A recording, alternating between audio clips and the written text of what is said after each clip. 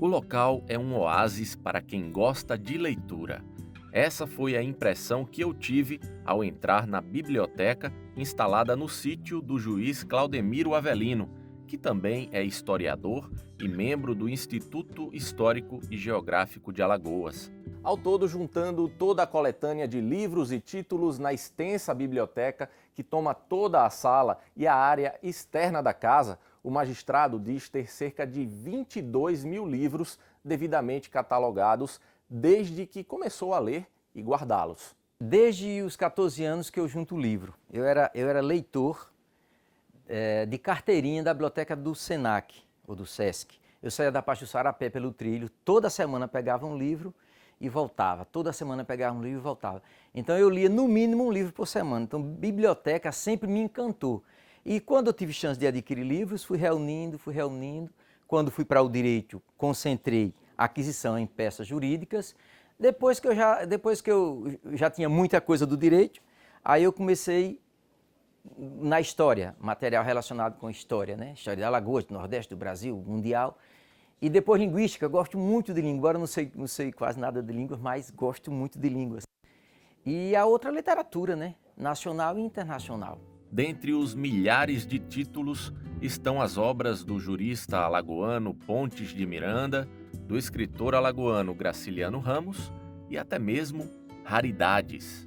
Que é um conjunto de alvarás régios e nesse contexto temos duas cartas de Dona Maria I. Essa é de punho, uma peça original que remonta ao século XVIII. Ela trata de cobrança de impostos ou como proceder à cobrança de impostos, essa especificamente. Os demais, assuntos diversos, né? Navegação, promoção de juízes, criação de comarcas, editais régios também e regimentos também da coroa. É um conjunto muito interessante.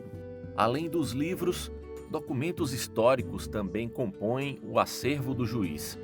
Um processo de 300 anos envolvendo bens e herança em Marechal Deodoro está sendo guardado cuidadosamente por ele.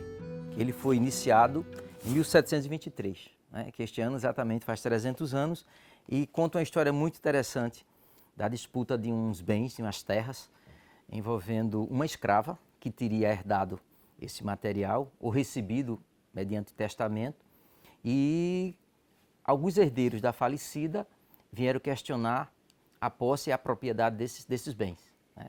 E aí é que começa o litígio na justiça, né? Tem início este processo.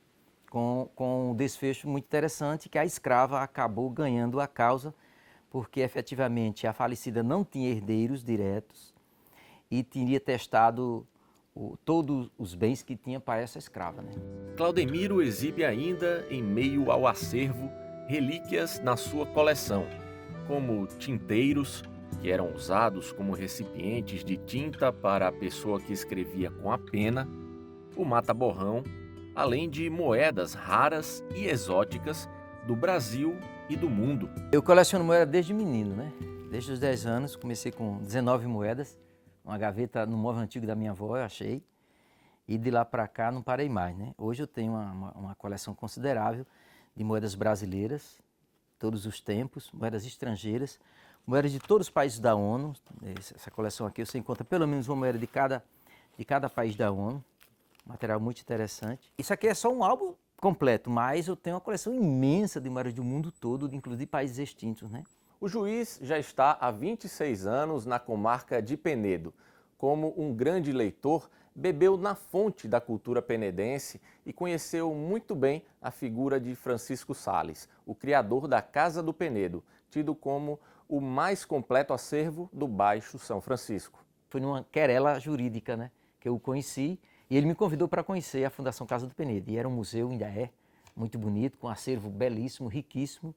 E eu me encantei com o acervo da Casa do Penedo, que conta a história de Penedo desde sempre. Né? Penedo é uma região muito antiga. Em 1501, Américo Vespucci já estava entrando ali no Rio São Francisco. 1501. Existe um mapa chamado Carta de Cantino que comprova isso. Então, a região muito antiga, né?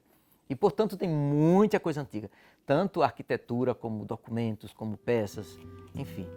O magistrado disse se orgulhar do acervo que vem construindo desde pequeno e afirmou que tem planos para o futuro de todo esse material. Eu pretendo no futuro destinar esse acervo, que já é um bom acervo, a uma instituição séria que possa proteger esse material que eu passei mais de 50 anos juntando, né?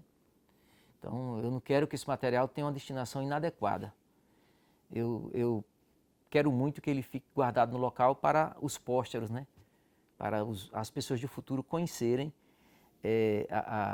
esses objetos, né? Essas obras de arte que se perdem com o tempo. Então, o museu serve para isso, né?